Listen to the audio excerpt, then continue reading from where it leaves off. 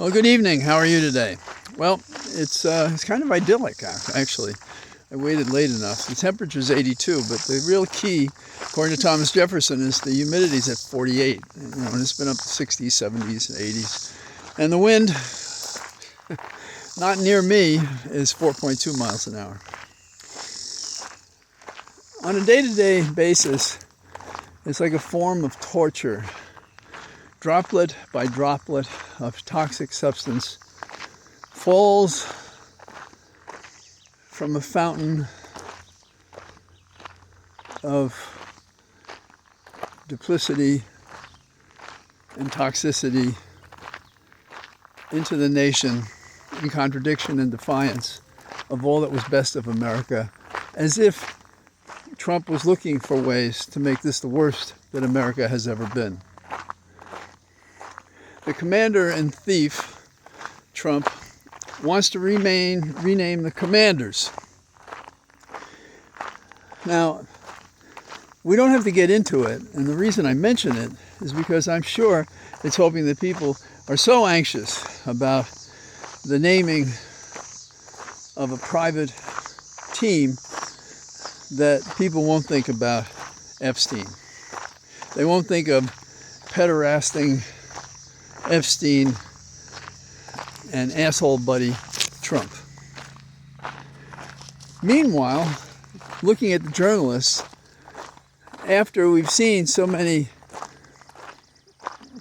outlets of opinion and observation compromised by Trump, we're on notice that what we read or hear may be compromised by the fear of what is true to say and to direct our attention to believe. So we have to be aware of, for example, on the other hand, that blunt the significance of the facts of Trump's misconduct. So when you hear him say, Trump was with all these ladies, it shouldn't surprise you if he said, well, yeah, Clinton was, like one or the other would make the other more acceptable. And apologies to the Clintons, but it happened and he did it. And the difference is that Trump does it with apparently those too young to consent.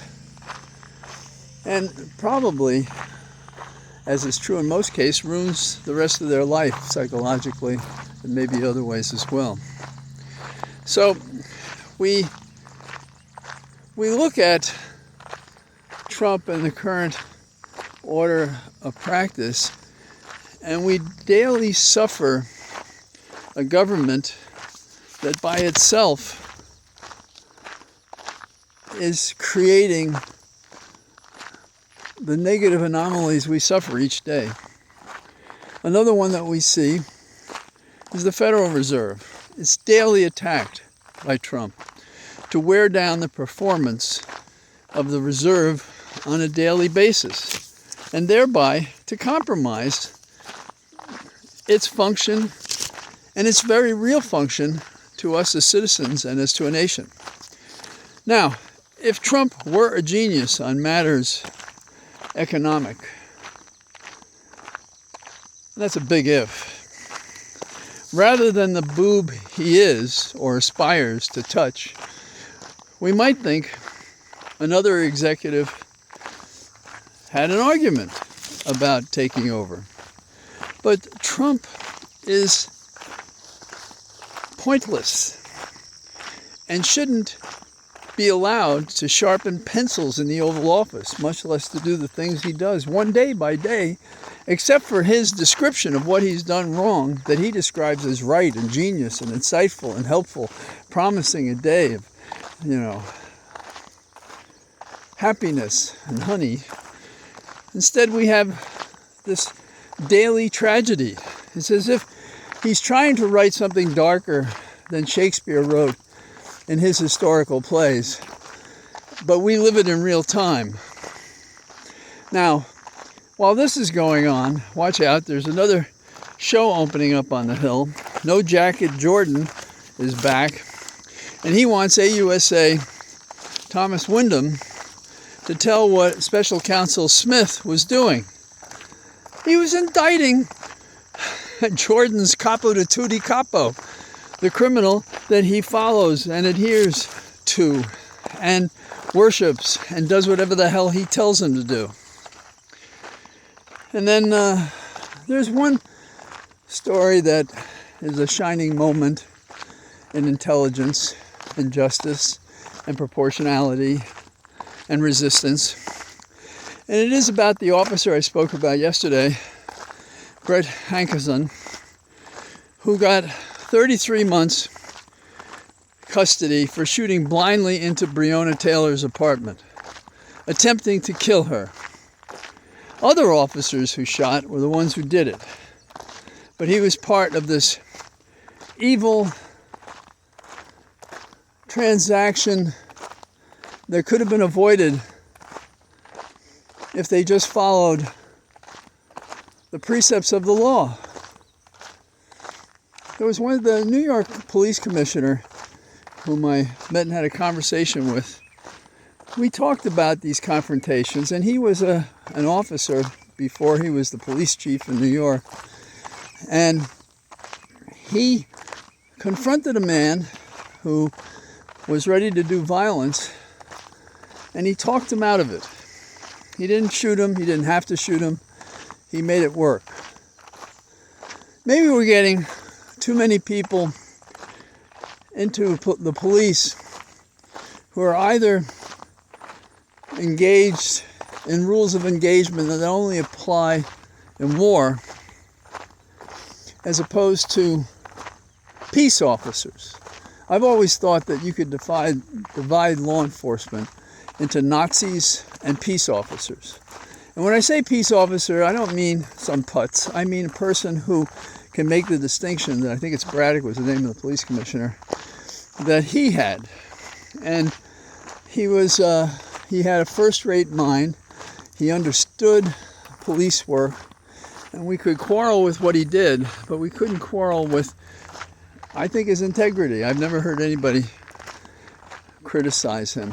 And I met him once for a while in Washington, D.C., and I was very impressed with him. I had known about him, and I knew his wife from the National Association of Criminal Defense Lawyers, and they were both in town at one time. So I got to see him, and I was impressed. He was an officer of the peace, not a fuddy-duddy, person who knew the rules, person who was comfortable in the street as well as behind a desk. And maybe we can't all have brilliant officers, but we have to have at least good officers. And these officers were reckless and clumsy and terrible, and they had a no-knock warrant, and they went to the wrong place, and they responded with fire when, having not identified themselves, they were shot at in Breonna's apartment. And the man who was there was her boyfriend, and he managed to avoid the officer's weapons, but Breonna did not. This is not the image of America. It's an old image. It is in which we can discount people who have value, homes, do good things.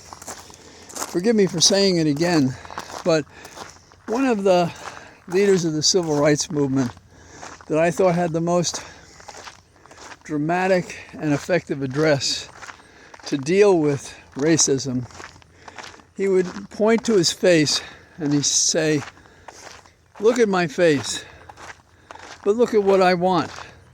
Is what I want so different from what you want?" And the answer's got to be no. And do you feel we should do anything for all those people who are discriminated all the years, who are behind the 8 ball and can't keep up? The right answer is yes, we should. I work with John Conyers, who is the ranking member on the House Judiciary Committee. And like a lot of counsel who work on that and other committees, I was with him and I heard him on the stump talk about these issues. He really believed it. And because he did, I think he might have achieved something if we continued and didn't get derailed by the 2015 straight-talking, hate-filled Donald J. Trump. So that's a few thoughts I have today. Oh, and by the way, when my posting comes late, it's much later sometimes than when I have this conversation with you virtually. And it's because the bandwidth here, that is, since I'm talking on the roads near where I live, bandwidth's not terrific. I just got to notice that they're going to have faster bandwidth. Well, don't wait upon that. So I apologize when it takes a while to upload or download. Sometimes it happens in minutes. Other times it literally sits there for 2 and 3 hours before it's uploaded to YouTube. So that's my situation. Apologies for the delays. I know that you may enjoy it if you can have it, and I apologize that the having of it is sometimes delayed because of technology, not because of my wishes. It's just the way it is. I go to my office, which is not that far away, where we have super bandwidth when I do when I do a show at a distance, say for Ari Melber, or when I argued before Montana earlier toward the end of last week, and because I can't have it fail, and so I use the bandwidth at our office. And if we have massive things to do, then I'm in my official office. But mostly I can write and talk and arrange and do things from my home office, and I save the travel. And I started doing it that way because of Holly's immunosuppression problems, and I can't bring something to her. And it's less true now, but it has occasioned, I think, a more efficient work on my part, because I'm able to do what I do in the various components of my life. So it's good talking to you, and maybe tomorrow we'll be out again. 2 days in a row. Notice the sky. Look at that sky. It's blue all around. It's marvelous. All the best. Bye-bye.